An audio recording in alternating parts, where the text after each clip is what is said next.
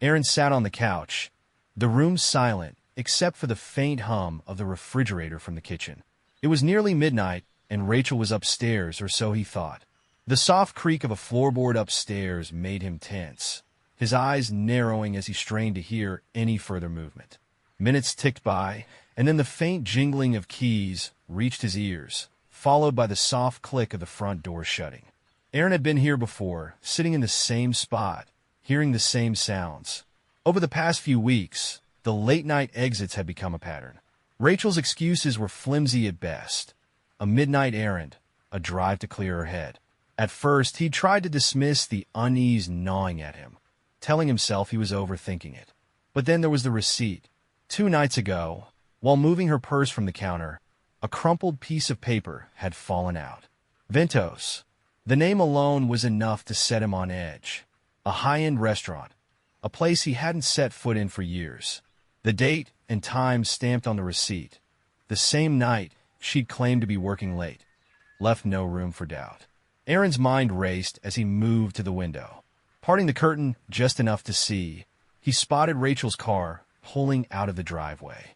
The headlights swept across the lawn, briefly illuminating the bare branches of the oak tree before vanishing into the night. He lingered by the window, staring at the empty street. Tonight he wouldn't sit idly by. In the garage, Aaron grabbed his truck keys. His movements were deliberate, every action calculated to avoid making noise. He started the truck without turning on the headlights and eased it down the driveway. Staying far enough behind her car to avoid detection, he followed her through the quiet streets. Rachel's destination became clear when she turned into the parking lot of Ventos. Aaron parked a block away, the engine idling as he watched her step out of the car. She looked polished, too polished for someone running a mundane errand. Her coat was fitted, her heels clicking against the pavement as she walked toward the entrance. A man was already waiting for her. Tall, sharp-dressed, and exuding a self-assured air, he greeted Rachel with a brief hug. Aaron's stomach churned as he watched them disappear into the restaurant. The glow of the neon sign above the door seemed to mock him as he sat there, gripping the steering wheel. Aaron pulled out his phone, his hand steady despite the turmoil inside.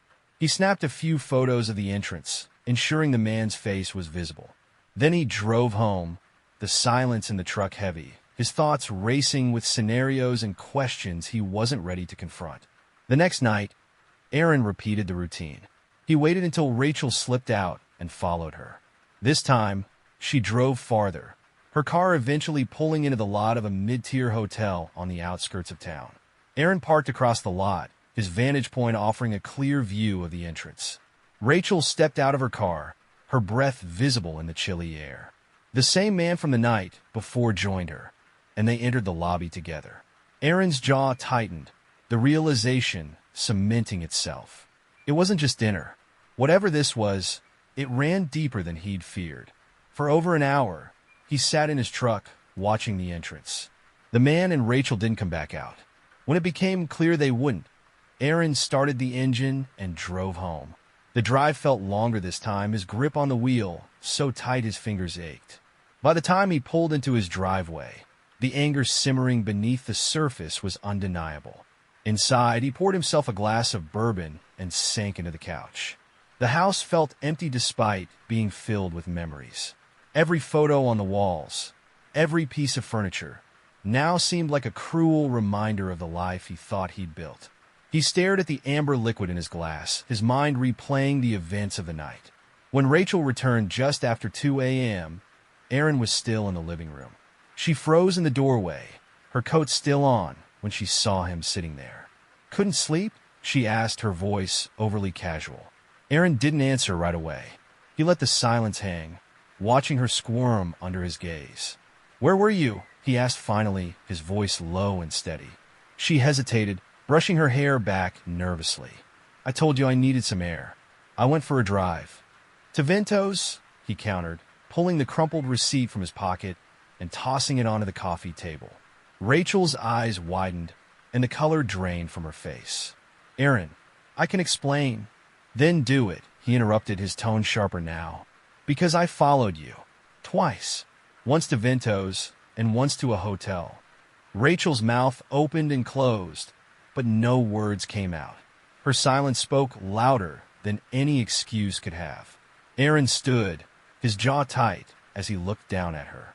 "We'll talk tomorrow. And when we do, you'll want to tell me the truth." He walked past her without another word, leaving her standing in the doorway, the weight of her choices crashing down around her. Upstairs, Aaron shut the bedroom door behind him. For the first time in weeks, he felt a strange sense of clarity. The road ahead would be rough, but at least he wouldn't be walking it blind. Rachel sat on the edge of the bed the next morning, her hands trembling as she stared at the sunlight filtering through the blinds. Her chest felt tight, her mind racing through possible explanations, excuses, anything to repair the damage she'd caused. She'd never seen Aaron look at her the way he had the night before, disappointment and anger mingling in his eyes like a storm ready to break. When she finally stood and went downstairs, she found him sitting at the dining room table, a folder spread out in front of him. Rachel's breath hitched. She'd seen that folder before. "Sit," Aaron said, his voice devoid of the warmth she'd once taken for granted. She obeyed, lowering herself into the chair across from him. He pushed the folder toward her, his jaw tight. "Explain this." Rachel opened the folder with shaking hands. Her stomach sank as she recognized the printouts of emails, contracts, and financial records. Jeremy's name was everywhere, entwined with hers like an anchor dragging her down. "Aaron," she began, her voice cracking. "I can explain." "Then do it," he snapped, "because from where I'm sitting, it looks like you've been lying to me for months. And it's not just about some affair. It's money, Rachel. It's our life." Tears blurred her vision as she tried to form the words. "I didn't mean for this to happen. Jeremy, he said he could help. The company was struggling, and I thought if I could just fix things, everything would be okay." "Fix things?" Aaron's voice rose, his frustration boiling over. "By laundering money? By sneaking around behind my back?" "It wasn't supposed to go this far," she whispered. "I didn't know how to get out of it." Aaron leaned back in his chair, shaking his head. "You had a choice, Rachel. You could have come to me. We could have faced it together. But instead, you turned to him." "I was scared," she admitted, her voice barely audible. "Scared of failing. Scared of losing everything." "Well, congratulations," he said bitterly. "You've succeeded in doing exactly that." Aaron drove aimlessly for hours, the same questions circling in his mind. How long had this been going on? Had he ever really known Rachel? Every mile felt heavier than the last as the weight of betrayal pressed on his chest. By the time he pulled into the small park near the river, the sky had shifted to gray, the sun struggling to break through. He parked and stepped out, the chill of the morning air biting his skin. The park was empty, save for a jogger in the distance. Aaron leaned against the railing overlooking the water, watching the current flow relentlessly downstream. He tried to organize his thoughts, but the more he tried, the more fragmented they became.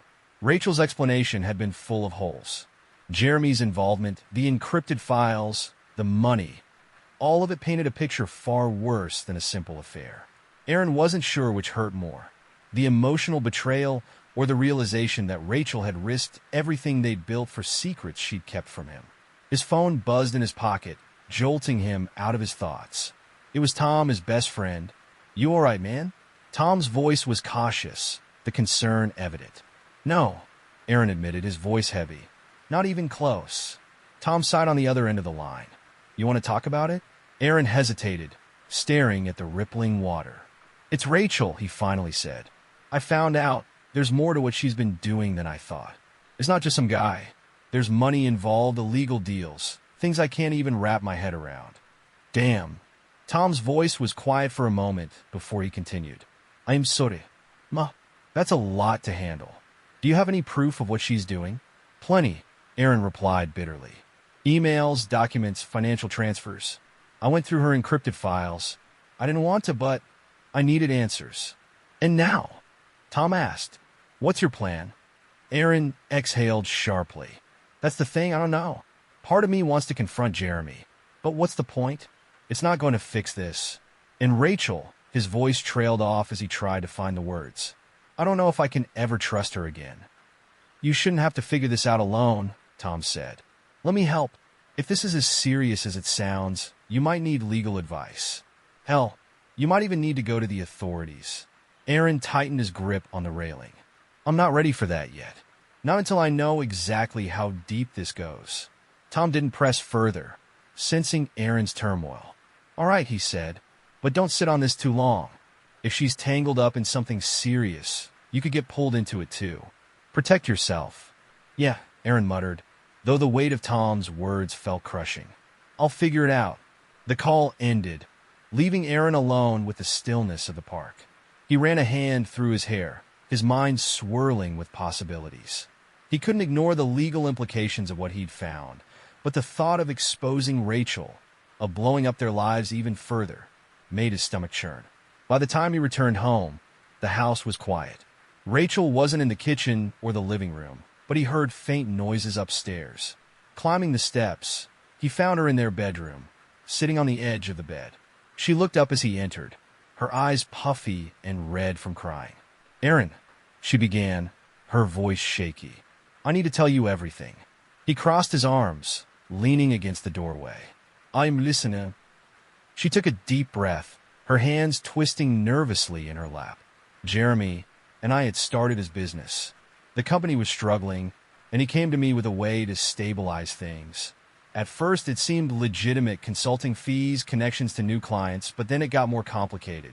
He suggested ways to move money around to make the books look better. I didn't see it for what it was until I was already involved. And you thought keeping me in the dark was the answer? Aaron's voice was cold, but he kept his tone measured. You risked everything, our marriage, our future, because you were afraid to admit you needed help. Rachel's shoulders sagged under the weight of his words. I didn't want you to see me as a failure, she whispered. I thought I could fix it on my own. Aaron shook his head. Instead, you lied. To me, to yourself. And now you've dragged us both into something we might not be able to walk away from. Rachel's tears began to fall again, but Aaron felt no urge to console her. He remained by the doorway, his arms still crossed, waiting for her to continue. Jeremy, he pushed for more, Rachel admitted, her voice trembling. He wasn't just offering solutions. He wanted control. I didn't realize it until it was too late. He made me move funds into offshore accounts, fake invoices, things I barely understood. And then it got personal. He started using what I'd done to keep me compliant. He threatened to expose me if I didn't keep going. Aaron's jaw clenched. And instead of coming clean, you doubled down? I was terrified, she cried. I didn't know how to stop him. If I confessed, I'd lose everything. My job, my reputation. And I couldn't drag you into it. You already did, Aaron said sharply. By lying, by sneaking around, you didn't just put yourself at risk. You put me at risk, too. Rachel buried her face in her hands. I know, Aaron. I was stupid. I was selfish. I didn't think it would go this far. Aaron stepped into the room, his voice rising. This isn't just a mistake, Rachel. This is betrayal. You betrayed me. And for what? To protect some image of yourself? To keep playing the hero? She looked up at him, her eyes pleading. I didn't mean to hurt you. I swear I didn't. I didn't know how to stop. Aaron's expression hardened. Then maybe it's time someone did. Rachel's eyes widened. What does that mean? It means I'm done cleaning up your messes, Aaron said, his voice cold. If you think Jeremy is holding something over you, then we're going to the authorities. I'm not risking my life or my freedom to cover for you. Rachel's face drained of color, and her voice wavered as she spoke. Aaron, please, if we go to the authorities, they'll investigate everything. I could go to prison. We could lose the house, everything we've worked for. Aaron's laugh was bitter. Worked for? You mean the life you put at risk when you decided to lie and launder money?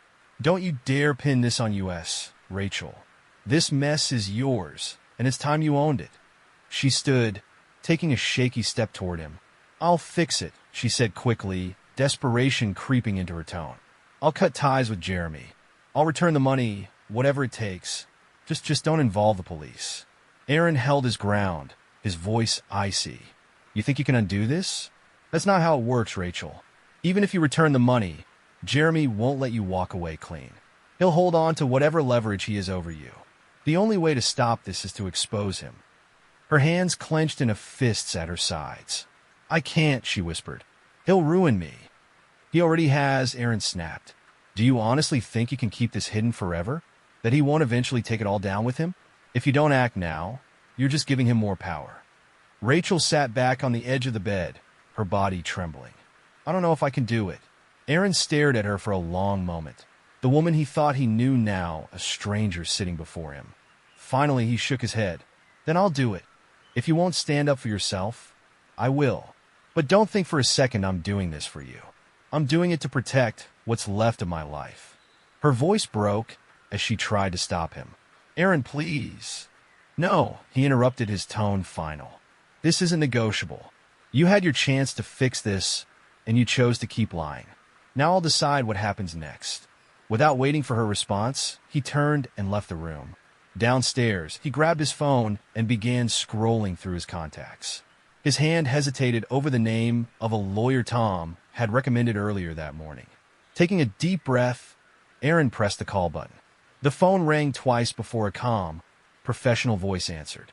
Harrison Law Offices, this is Claire speaking. How can I assist you? Aaron cleared his throat, his voice steady despite the turmoil inside. Hi, my name is Aaron Miller. I need to speak with someone about a sensitive matter involving financial misconduct and potential legal exposure. One moment, Mr. Miller, Claire replied, her tone polite but efficient. I'll connect you to Mr. Harrison. A few clicks later, a deep voice greeted him. This is James Harrison. How can I help? Aaron hesitated, his grip tightening on the phone. It's a complicated situation, he began. I recently discovered my wife has been involved in some questionable financial dealings with a business associate. There are offshore accounts, fake invoices, and potentially money laundering. Harrison's tone didn't waver. I see. First, let me assure you that anything you share with me remains confidential. Now, do you have documentation or evidence of these activities? Yes, Aaron replied. Emails, contracts, account records, all of it. Good, Harrison said. The first step is to assess the scope of the misconduct and your potential liability. If your wife acted independently, you may be able to shield yourself from legal repercussions, but we need to move quickly. Aaron nodded, though Harrison couldn't see it. I don't know how far this goes or what Jeremy, her business associate, might do if we take action. Harrison's voice remained steady. That's something we'll need to anticipate. If Jeremy is as entrenched as you say, he could retaliate, but we can involve law enforcement to mitigate that risk. I'll also help you strategize your next steps to protect yourself. All right, Aaron said, exhaling slowly. What do I need to do? Harrison outlined a plan. Compiling all evidence, scheduling a meeting to review the documentation, and preparing for the possibility of contacting the authorities. By the time Aaron hung up, he felt a mix of relief and dread. He had a direction now, but the path ahead was daunting. Upstairs, Rachel remained on the bed, her head buried in her hands. She had overheard snippets of Aaron's conversation, and the reality of what was coming began to sink in. Her world was crumbling, and there was no stopping it now. The sound of Aaron's footsteps descending the stairs again brought a fresh wave of panic. When he entered the living room, she stood hesitantly at the bottom of the stairs. Aaron, what are you going to do? He looked at her, his face unreadable. What should have been done a long time ago? I'm meeting with a lawyer. After that, we'll let the authorities decide what happens next. Her voice cracked. And us? What about us? Aaron's eyes hardened. That depends on you. Right now, I'm not sure there is an us anymore. Rachel felt the weight of his words as he turned away, leaving her to stand alone in the empty silence of their fractured home. The following morning, Aaron sat in his car outside Harrison Law Offices, staring at the unassuming brick building. His fingers gripped the steering wheel, tension radiating through his body. He hadn't slept much after the confrontation with Rachel, and now he felt like he was walking into another storm. Finally, he exhaled and stepped out of the car, the cool morning air hitting his face as he made his way inside. The receptionist greeted him with a professional smile and directed him to a small conference room where Harrison was waiting. The lawyer stood as Aaron entered, extending a firm handshake. Mr. Miller, Harrison said, gesturing to a chair. Let's get started. Aaron sat down and placed the folder of evidence on the table. This is everything I have: emails, account records, contracts. It's all connected to my wife and her associate, Jeremy. Harrison opened the folder, his sharp eyes scanning the documents. For several minutes, the only sounds were the rustle of papers and the faint hum of the overhead lights. Finally, Harrison looked up. "This is significant," he said, his tone serious. "The emails and account activity strongly suggest illegal financial practices. Your wife's involvement could be considered active participation, but it's clear Jeremy played a key role in orchestrating this." Aaron's jaw tightened. "What happens next?" "We need to contact the authorities," Harrison replied. "I can facilitate that process and ensure your cooperation is noted. If you want to protect yourself legally, it's critical that we act quickly. Are you prepared for that?" Aaron nodded, though a knot tightened in his stomach. "Do it." Back at home, Rachel paced the living room, her nerves frayed. She had spent the morning calling Jeremy, but he hadn't answered. Each unanswered call only heightened her anxiety. She knew Aaron was meeting with a lawyer, and the thought of the authorities getting involved sent waves of fear through her. When Aaron returned later that afternoon, his expression was unreadable. Rachel stood in the doorway, her hands clasped tightly together. "What did they say?" she asked, her voice trembling. Aaron set his keys on the counter and faced her. "They're contacting the authorities. Harrison says the sooner we cooperate, the better." Rachel's face paled. "Aaron, please, there has to be another way. If this goes public, it'll destroy everything." Aaron's voice was firm. "You already destroyed it, Rachel. I'm doing this to protect myself, and maybe to stop Jeremy from ruining more lives." Her eyes filled with tears, but Aaron's resolve didn't waver. "You need to decide if you're going to help or keep running. Either way, this ends now." Rachel sank into the nearest chair, her face buried in her hands. The weight of Aaron's words crushed her. She thought of all the ways she could try to talk him out of it, to stall for time, but she knew it was futile. He'd made up his mind, and nothing she said would change that. "Do you hate me?"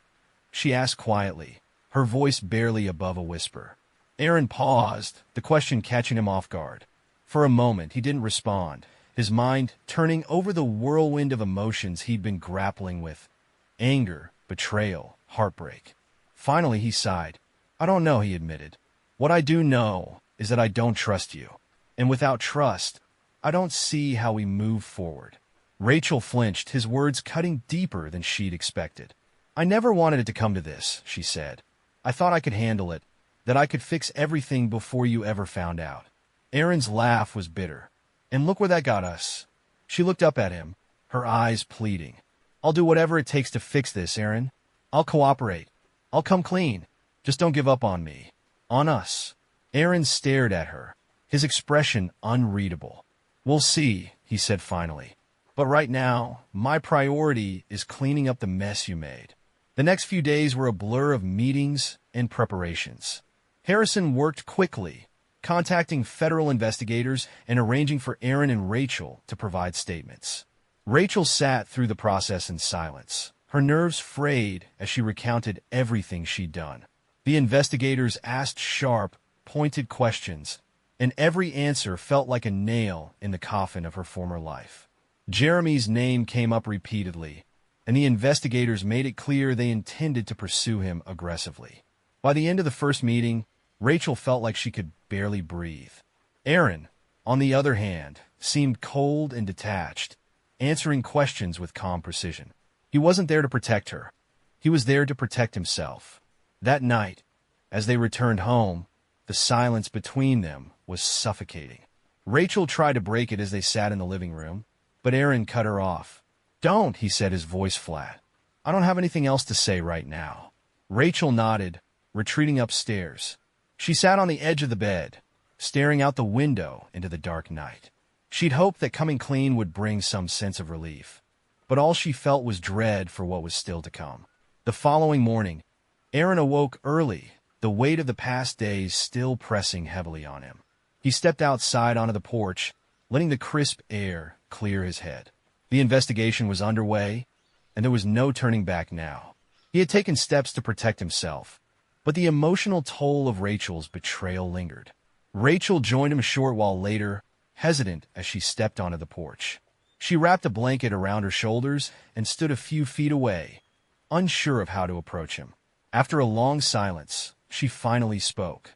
"I know you don't owe me anything," she said quietly. "But I need to know, is there any chance we can come back from this?" Aaron didn't look at her right away. He kept his eyes on the horizon, watching as the sun broke through the clouds. "I don't know," he said after a moment. "Every time I think about what you did, what you hid from me, I wonder if I ever really knew you at all." Rachel swallowed hard, her throat tightening. "You did," she said, her voice trembling. "I made mistakes, terrible ones, but I never stopped loving you." Aaron turned to face her, his expression unreadable. "Love isn't enough, Rachel. Not when it's built on lies." Tears welled in her eyes, but she nodded. "I understand. I wanted you to know that I'll do whatever it takes to make this right, even if it's too late for us." Aaron didn't respond, his gaze returning to the horizon. After a long pause, he finally said, "It's going to take more than words, Rachel. You'll have to prove it." As the days passed, the investigation into Jeremy's activities gained momentum. Federal agents contacted Aaron and Rachel multiple times, requesting additional documents and clarifications. It became clear that Jeremy had used Rachel as a pawn in a much larger scheme, but her complicity couldn't be ignored. One evening, Harrison called with an update. "The authorities are moving forward with charges against Jeremy," he explained. "But Rachel's involvement complicates things. They're willing to consider leniency if she cooperates fully." Aaron relayed the information to Rachel, who nodded solemnly. "I'll do whatever they need," she said. "I don't care about the consequences. I just want this to end." Aaron's expression remained neutral. "It's not just about ending this, Rachel. It's about taking responsibility for what you did, for what you put us through." Her shoulders slumped under the weight of his words. "I know," she whispered, "and I'll carry that guilt for the rest of my life." The weeks that followed were grueling. Rachel's cooperation with the authorities required her to attend multiple interviews, each one peeling back the layers of Jeremy's scheme. She revealed details about the offshore accounts, the fake invoices, and the manipulation that had drawn her deeper into his web. The agents pressed her on every point, their questions sharp and unrelenting. Aaron accompanied her to some of the meetings, though he stayed in the background, his demeanor cold and distant. He answered questions when necessary, but kept his interactions with Rachel to a minimum. The strain between them was palpable, a gulf that seemed to grow wider with each passing day. One evening, after a particularly intense session with the investigators, Rachel sat alone in the living room. The house was quiet, the kind of silence that felt suffocating. She stared at a framed photo on the mantel, a picture of her and Aaron from their honeymoon. They were smiling, carefree, their hands intertwined. It felt like a lifetime ago. Aaron entered the room, his presence heavy. He didn't sit, instead standing near the doorway, his arms crossed. "They called Harrison today," he said flatly. "Jeremy's being indicted.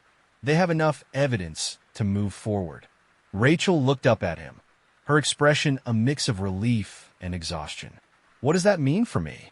Aaron's eyes met hers, his gaze unwavering. "It means they're offering you a plea deal. If you accept, you'll avoid prison, but there will still be consequences, probation, fines. And your name will be tied to this for the rest of your life." She nodded slowly, her hands clasped tightly in her lap. "I'll take it. I'll do whatever it takes." Aaron studied her for a moment before speaking again. "The question is, what happens after that?" Rachel's voice wavered. "What do you mean?" "I mean us," Aaron said, his tone sharp. "You keep saying you want to make things right. But have you thought about what that looks like? Have you even thought about whether it's possible?" Tears welled in Rachel's eyes. "Every day," she whispered. "Every second of every day. I don't expect you to forgive me, Aaron. I want a chance to try."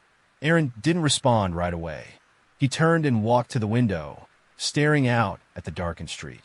"A chance," he repeated, as if testing the weight of the words. "You're asking for something I'm not sure I can give."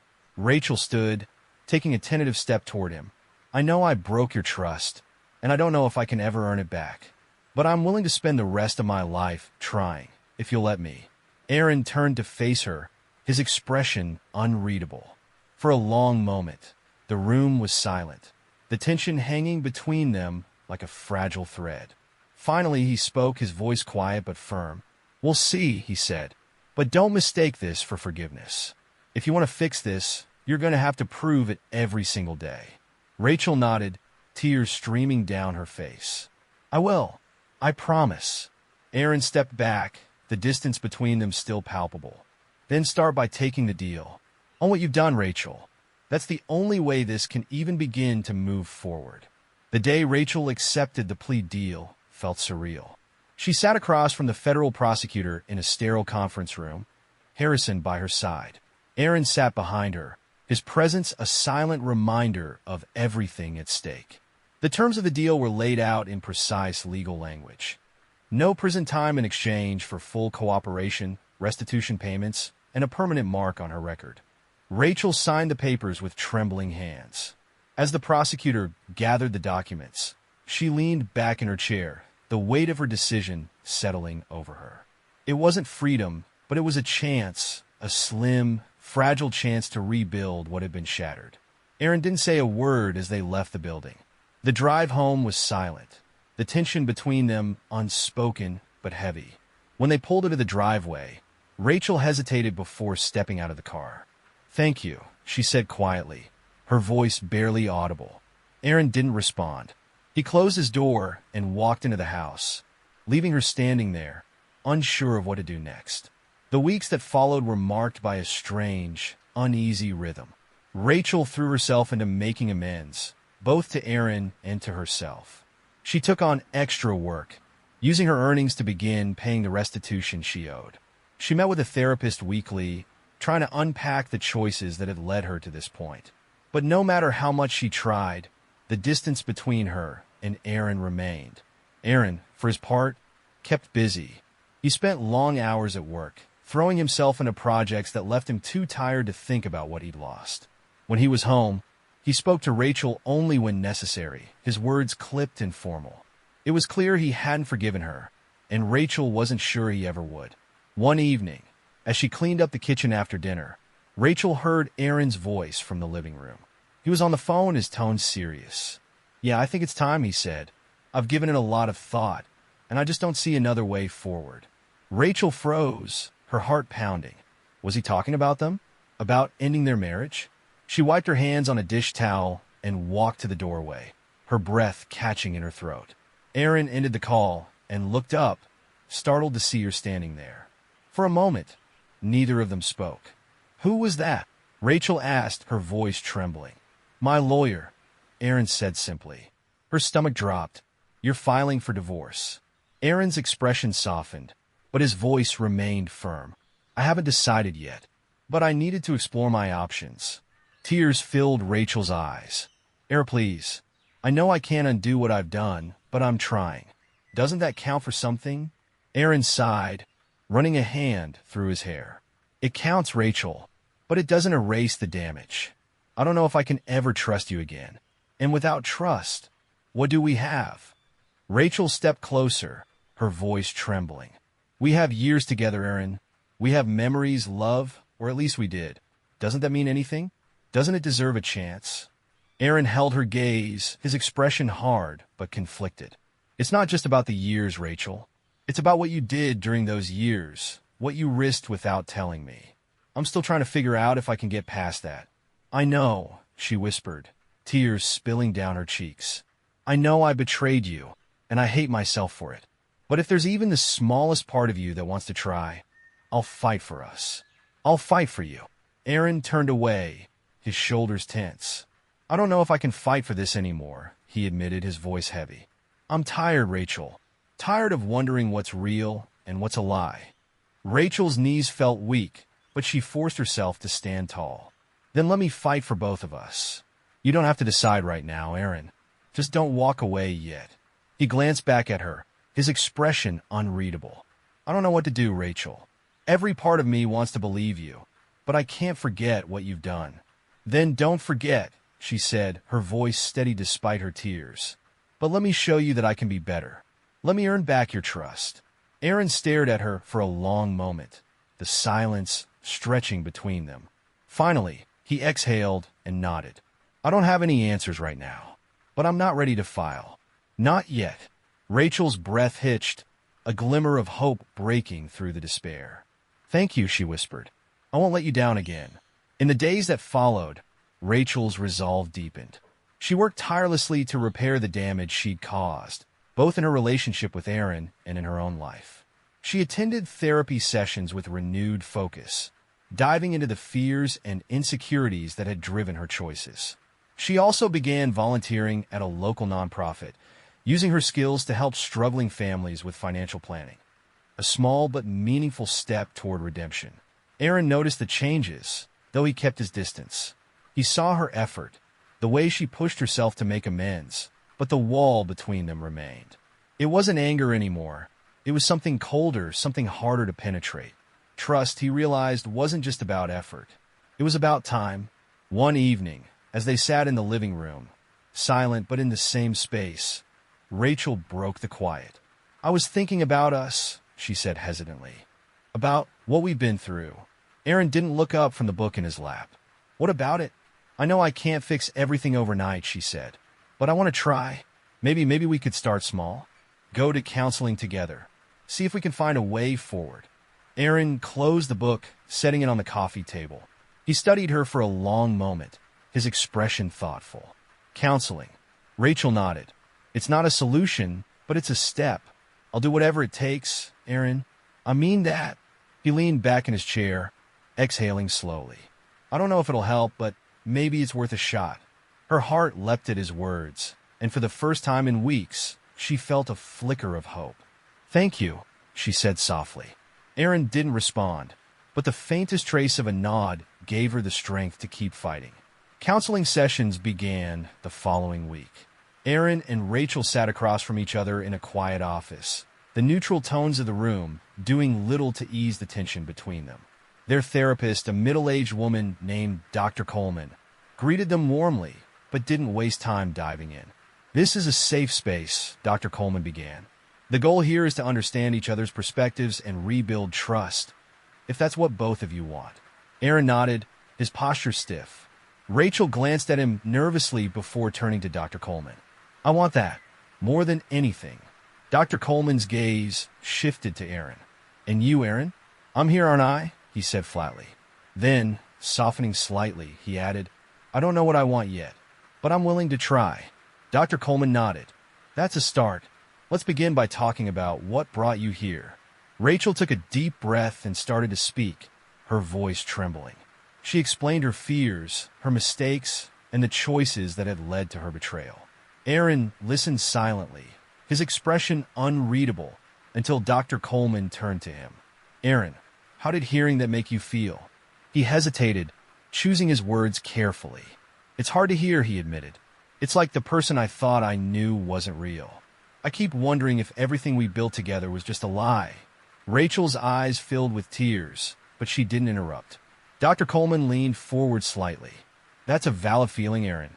Betrayal can shatter our sense of reality. But rebuilding trust starts with honesty. Rachel, do you feel you've been honest today? I've tried to be, Rachel said quietly. There's nothing left to hide. I wanted to believe me. Aaron looked at her, his expression softening just slightly. It's not that simple. Belief doesn't come back overnight. Dr. Coleman interjected gently. And that's okay. Trust isn't about flipping a switch. It's a process. The fact that you're both here shows a willingness to take that first step. Over the weeks that followed, the counseling sessions forced Aaron and Rachel to confront their pain, their anger, and their hopes. Progress was slow, marked by moments of vulnerability, but also setbacks. Aaron remained guarded, but he began to see flashes of the woman he had fallen in love with, someone willing to take accountability and fight for their future. Rachel, for her part, realized how deeply she had hurt Aaron, not just through her actions, but by breaking the foundation of their relationship. Each session was a reminder of the work ahead, but she clung to the hope that with time, they could rebuild. One evening, after a particularly emotional session, Aaron and Rachel sat together on the back porch, the silence between them less tense than before. Aaron spoke first, his voice quiet. I don't know where this is going, he said, but I've been thinking, Maybe it's not about getting back what we had. Maybe it's about building something new. Rachel looked at him, her heart swelling with a mix of relief and hope. I'd like that, she said softly, and I'll do whatever it takes. Aaron nodded, the faintest hint of a smile crossing his face. For the first time in months, the path ahead didn't feel so daunting. The weeks turned into months, and slowly, a new rhythm began to form in their lives.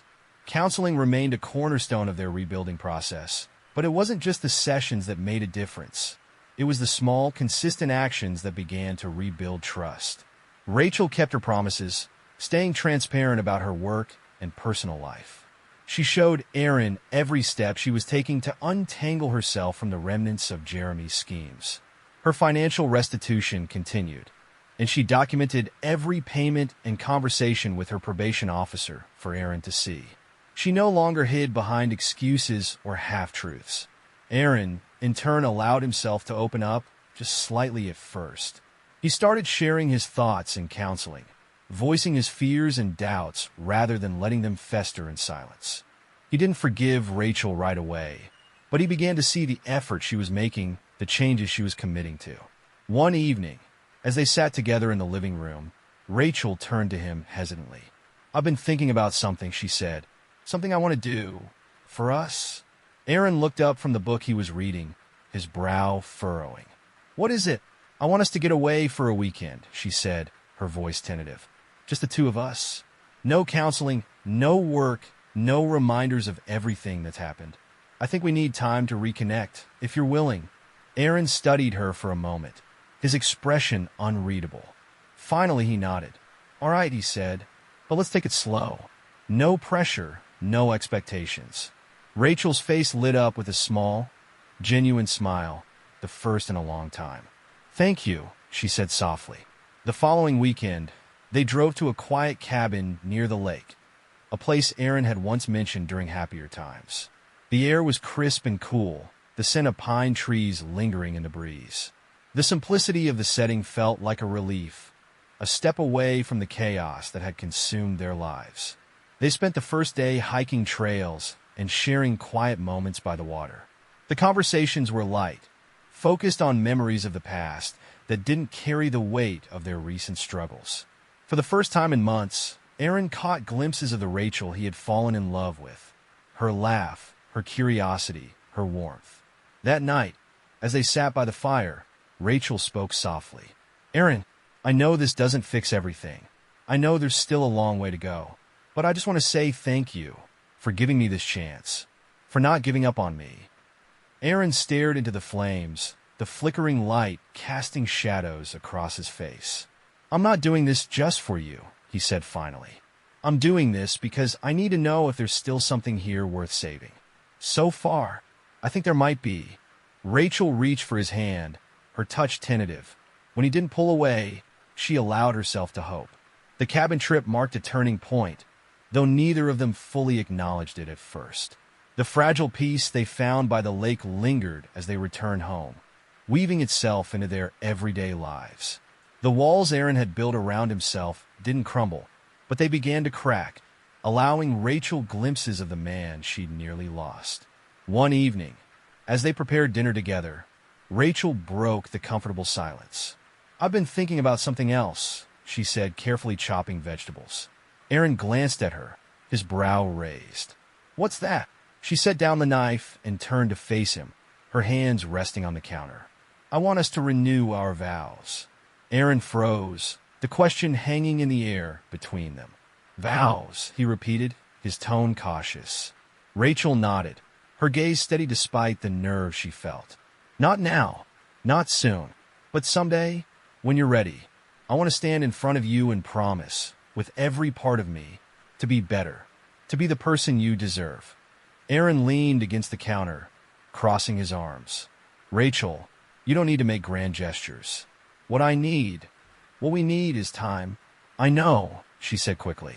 And I'm not asking for this to happen tomorrow, or even next year. I want you to know that I'm committed to us, that I'll keep working for as long as it takes. Aaron studied her, his expression thoughtful. We'll see, he said finally. Let's focus on the present first. Rachel smiled faintly, her heart aching with a mix of hope and regret. That's all I can ask for. Months passed, and the tentative truce between them grew stronger. Their counseling sessions continued, but the progress they made outside of those meetings was what truly mattered. They started sharing more of their days with each other, rebuilding the connection that had been lost. One afternoon, Aaron came home early from work to find Rachel in the backyard, tending to the small garden she'd started. He watched her for a moment before stepping outside. "Hey," he said, his voice soft.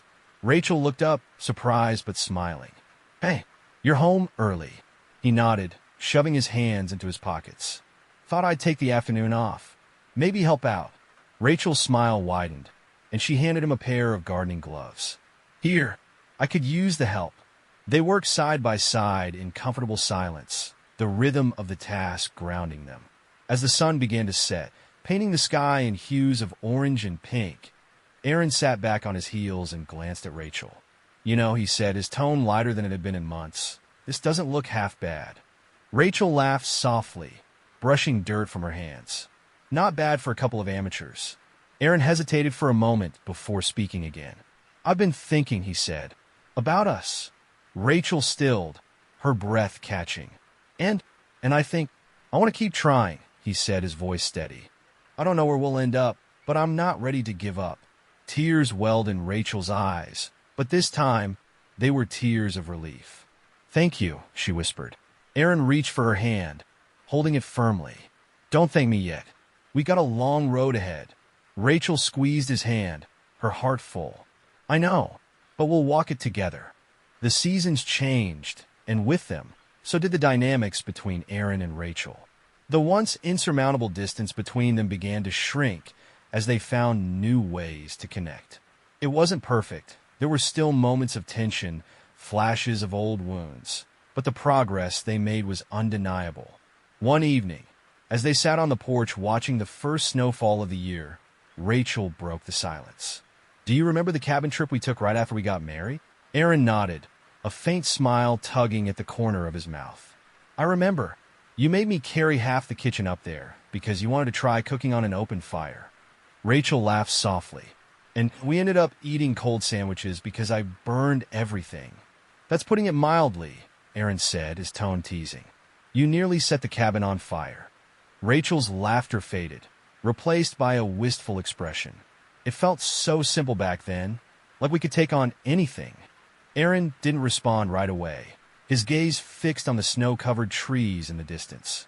"It was simpler," he said finally. "But life doesn't stay that way. It gets messy." Rachel turned to him, her voice soft. "I know I made it messier than it ever needed to be, and I'll regret that for the rest of my life. But sitting here with you now, it makes me think maybe we're finding our way back to something good." Aaron looked at her, his expression thoughtful. "Maybe we are." As the holidays approached, Aaron and Rachel decided to host a small gathering with a few close friends.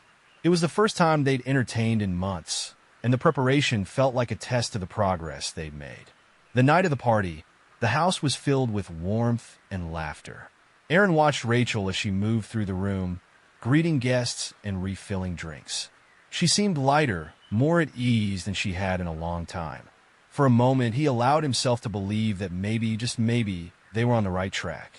Later, as the last guest left and the house grew quiet again, Rachel joined Aaron on the couch. She tucked her legs under herself and leaned back with a tired but contented sigh. "Thank you for agreeing to this," she said. "It felt normal." Aaron nodded, his expression soft. "It was nice. I wasn't sure I was ready for it, but I'm glad we did it." Rachel reached for his hand, her touch tentative. "I know we're still figuring things out, but tonight it felt like us. The us we used to be." Aaron met her gaze, the faintest hint of a smile on his lips. "Yeah, it did." For the first time in a long while, the silence between them felt comfortable, like a quiet promise of better days ahead. The weeks after the party felt lighter, as if the gathering had marked a turning point. Aaron and Rachel continued to find small moments of connection amidst the work of rebuilding their relationship. Counseling remained a fixture in their lives, but it was the time spent together, laughing, reminiscing, and sharing their days, that began to truly heal the fractures. One snowy Saturday morning, Rachel woke to the smell of coffee and the sound of Aaron moving around the kitchen. She wrapped herself in a blanket and padded downstairs to find him standing by the stove, flipping pancakes. "Good morning," he said without turning around, his tone unusually cheerful. Rachel smiled, leaning against the doorway. "What's all this?" "Figured it's been a while since we had breakfast together," Aaron replied, plating a stack of golden pancakes. "Thought I'd surprise you." Rachel stepped closer, her heart swelling at the gesture. "You're full of surprises lately." Aaron glanced at her, a small smile playing at his lips. "Maybe I'm finally learning a thing or two." They sat down at the table, the scent of syrup and butter filling the air. For the first time in months, the conversation flowed easily. They talked about everything and nothing, the laughter coming naturally. It felt like a glimpse of what life could be, a life they were beginning to rebuild together. That evening, as they sat by the fire, Aaron reached for Rachel's hand. She looked at him, surprised by the quiet intensity in his gaze. "I've been thinking about us," he began, his voice steady. "About everything we've been through." Rachel's chest tightened. And I think I'm ready to take another step forward," he said. "It's not going to be easy, and I know we've still got a long way to go. But I want to try. For real." Tears welled in Rachel's eyes, but she didn't let them fall. Instead, she squeezed his hand, her voice firm. "Me too. Whatever it takes, Aaron. I'm all in." Aaron nodded, the faintest trace of a smile crossing his face. "Then let's take it one day at a time." Over the following months, their lives began to shift. The shadows of the past didn't disappear, but they no longer loomed as large. Rachel continued her therapy and volunteer work, finding purpose in helping others. Aaron started to let go of some of his resentment, focusing instead on the future they were cautiously building. The counseling sessions became less frequent, a sign that they were finding their footing on their own. One day, after a particularly reflective session, Dr. Coleman looked at them with a gentle smile. "You've come a long way," she said. "Rebuilding trust is one of the hardest things a relationship can endure, but you've both shown a willingness to put in the work. That's something to be proud of." As they left the office, Rachel turned to Aaron, her expression hopeful. "Do you think she's right? That we've come a long way?" Aaron nodded, his hand brushing against hers. "Yeah, I think we have." Spring arrived with a sense of renewal. The garden Rachel and Aaron had started months ago bloomed with vibrant colors, a symbol of the growth they were experiencing together. The hard work of rebuilding their relationship wasn't over, but the foundation they were laying felt solid for the first time in a long while. One afternoon, as they worked side by side in the garden, Aaron paused, leaning on his spade. "You know," he said, his tone contemplative, "I never thought we'd get here." Rachel looked up, wiping dirt from her hands. "Neither did I," she admitted. "There were times I thought I'd lost you for good." Aaron nodded, his gaze distant. "There were times I thought the same, but somewhere along the way, I realized I didn't want to let go. Not completely." Rachel's heart swelled at his words, though she didn't press him further. She'd learned to give him space to process his thoughts. "I'm glad you didn't," she said softly, "because I don't think I could have done this without you." Aaron met her eyes, a faint smile tugging at the corners of his lips. "We're doing it together. That's what matters." One evening, as they sat on the back porch watching the fireflies flicker in the twilight, Rachel turned to Aaron with a question she'd been holding back. "Do you think we'll ever get back to where we were?" she asked, her voice tentative. Aaron considered her words for a moment before replying. "I don't know if we can go back," he said honestly. "But maybe that's not the goal. Maybe it's about building something new, something stronger." Rachel nodded, a sense of calm washing over her.